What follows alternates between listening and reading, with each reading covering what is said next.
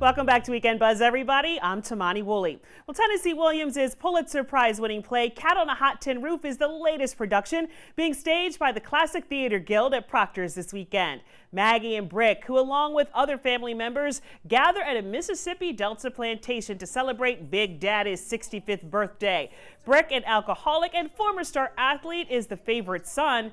Maggie the cat, his high-spirited but frustrated wife, will stop at nothing to regain her husband's affections and prevent Brick's brother and his wife from taking control of the family fortune. The sultry weather of the South is almost as oppressive as the lies and deceit that have crippled the family relationships. Here to talk more about this classic play are Big Daddy Read and Rich Sagendorf, who plays Brick. Thank you so much for joining us, gentlemen. Well, thank you for having us. Thank you for having us. Hey, listen, Cat on a Hot Tin Roof, Rich, is not a small undertaking. No, absolutely not. It's a very, very heavy drama.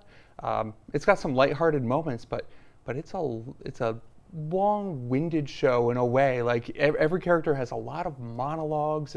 It's almost like a modern Shakespeare, I would say. I think that's a great analogy. It really is a modern day Shakespeare. Yeah. And I think the plots and I think the themes that go along, anybody can see themselves in that relationship, familiar relationship. Wouldn't you say, Glenn? I would say, yeah. And you mentioned Shakespeare. There's some themes of Hamlet going on in here. Yeah. You talk about some of the things that undercurrents are going on here. That's really good. Yeah. I never put together Cat on a Hot Tin Roof and Hamlet, but I think you're right. And listen, you play Big Daddy. That's one memorable character. You got your little southern accent and everything going. Well, yes, I try very hard. Get it all down now. It's so good. And it had to be, was it intimidating for you at all, Rich, playing Brick? Because you're following in the footsteps of some great actors who've taken on that role in the movie and on stage. Yeah, that's very true. I mean, Paul Newman, like how do you compare to Paul Newman? I do my best, but I really bring my own to this character too. So I deal a lot more, I think, with the trouble that he had.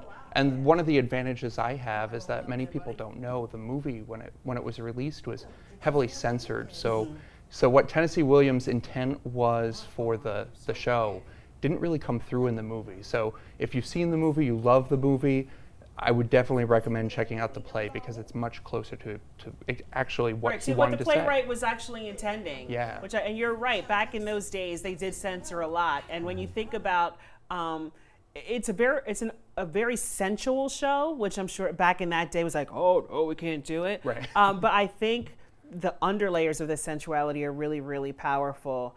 And so talk about the Classic Theater Guild, because this is my first time having you guys here on Weekend Buzz. Well, Classic Theater Guild is going on, I think it's going on 18 years now. I was the founding president back in 2003.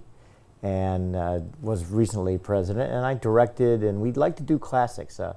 I took that, Glenn. I kind of figured that since it's the Classic Theater Guild. Right. Well, part of what it was that we wanted to do is hard shows that weren't overly produced. And Tennessee Williams, things like Streetcar Named Desire, which I directed at one point and also acted in at another point.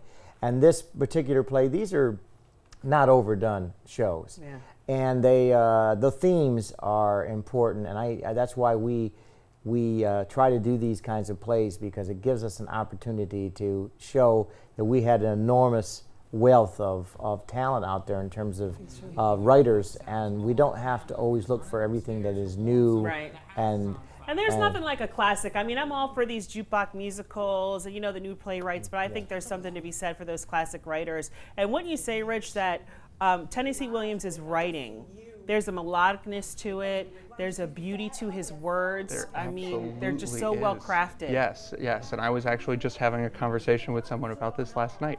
It goes back to what I said about Shakespeare, right? Shakespeare had that same sort of rhythm, that same sort of poetry to his writing. And you'll notice with Tennessee Williams, it's very much the same thing. It feels very natural.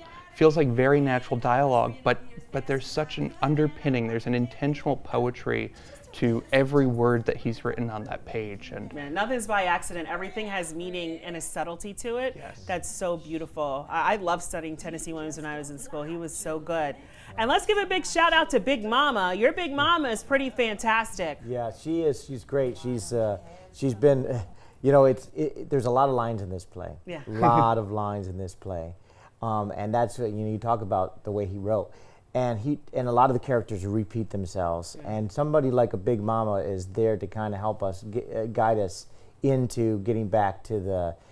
She also brings a toughness, but also you know, she kind of tames. Yeah, and she's the matriarch holding it down like us right. women do, and I love it. She takes over a room whenever she comes on stage with that dress and everything. She's like, you really think you're in the South? You're like, my goodness, I really think I'm seeing the Southern matriarch here on stage. She's very good. And a shout out to your Maggie. Oh yeah, Christina Reeves. She's phenomenal. I'm so honored that I get to work with her. This is the first show I've ever done with her, but she's just on point, and she just captures your attention. I find myself sometimes on stage just lost in what she's saying. You have to have a lot of courage to play Maggie. Yeah. You know, she's a really challenging character to play, and you have to be all in with that character. Absolutely. I mean, she's struggling not only with the issues that she's seeing in her husband, but with her own upbringing and her own motivations. So there's a lot going on for Maggie, and she's kind of trying to play everybody. It's manipulative, but with this like loving. But you hurt for her. You still see her vulnerability. And listen, Yes. shout out to you, because you play that alcoholic really well. I know that's not you in real life, but boy, oh boy, on that stage you do it. Well, gentlemen, thank you so much for coming in. Cat on a Hot Tin Roof is playing now through this Sunday, June 23rd at the Fenimore Gallery. That's the second floor of Proctors. For more information, log on to ClassicTheaterGuild.com. After the break is a trip up the Hudson River and on the menu.